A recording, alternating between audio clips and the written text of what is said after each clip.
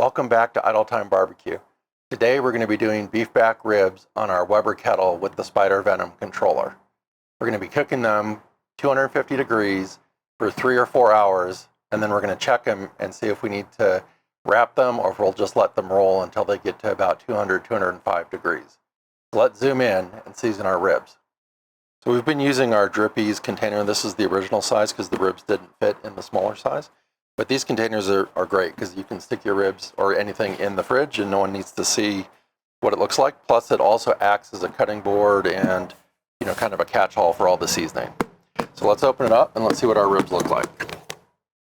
Okay, if you saw our last video where we cooked beef back ribs on our Acorn Kamado, they were much different than these. They were basically a slice down here and they had less meat. So these ribs, there's a lot more meat on them.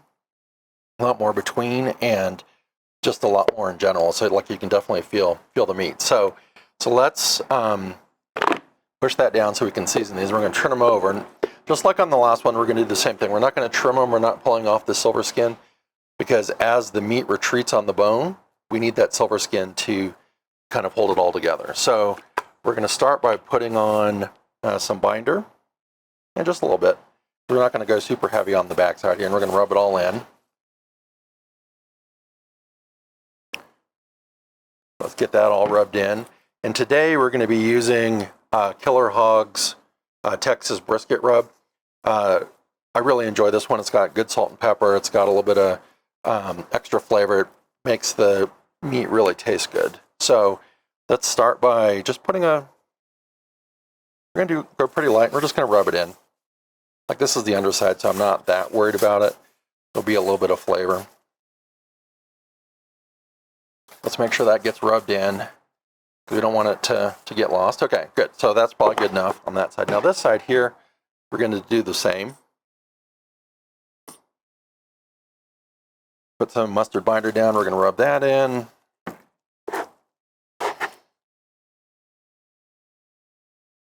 And then we're going to, I don't want to go super heavy here. I want the beef flavor to come in. I don't want it to be all about salt. I just want the salt to enhance the flavor. So we're going to go not too heavy, probably like that. That's probably pretty good. And then we'll pat that in. And I think that's probably good enough. I think we'll stick with that. So what we're going to do next, and this is where the beauty of this container comes in, you can just pull it up. And we put our lid on.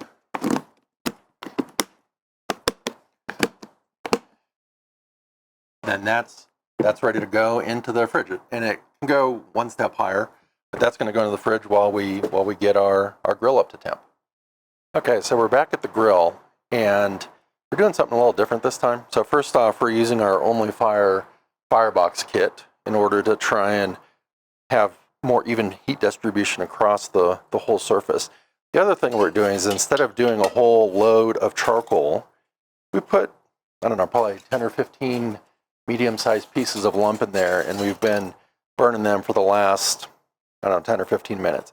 So what we're going to do is put those onto the side over here.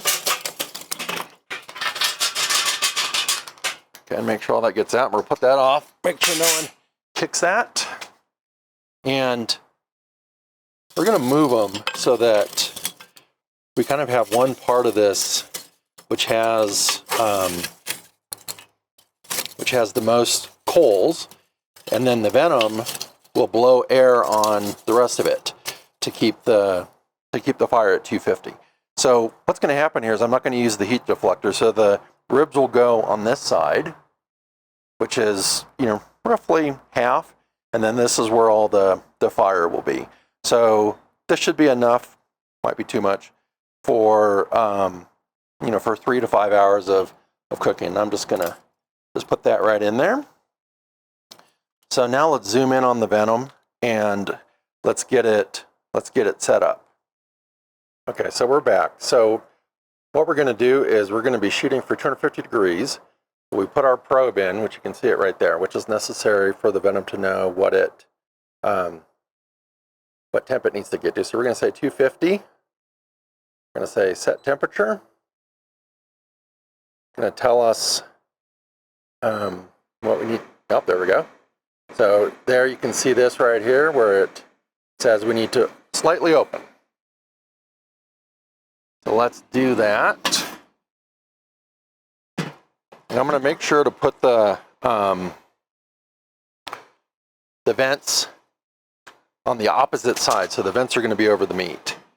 So let's make sure that's all set there. Looks good. Okay, slightly open, maybe like that. Now we'll let it get up to temp, and it's already at 103 degrees.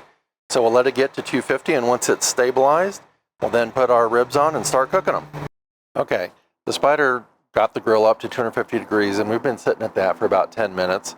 So it seems to be pretty stable. So what we're going to do next is we're going to open it up. I want to put some hardwood in there. So what I have is a couple of, these are a couple of chunks of hickory in this particular case. And I just split them. So it was actually a bigger chunk. All these were the same thing, and I just split them using a small hand axe. So what we're going to do is I'm going to take this, pull out this middle section. That's one of the benefits of the Weber.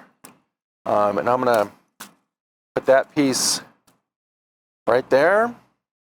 And I'm going to take, I don't know how much it's going to burn, so I'm going to actually put a couple of pieces on here, just going down the row. Okay. So that looks pretty good, and it's already starting to smoke. I'm going to put the grill grate back in. Okay, it's been just over 3 hours, and we're going to check the ribs and see what they look like. Ooh, wow. That looks fantastic. So good. Let's see what the temp is. Okay, so it's 170, so they have about 30 degrees to go. 175.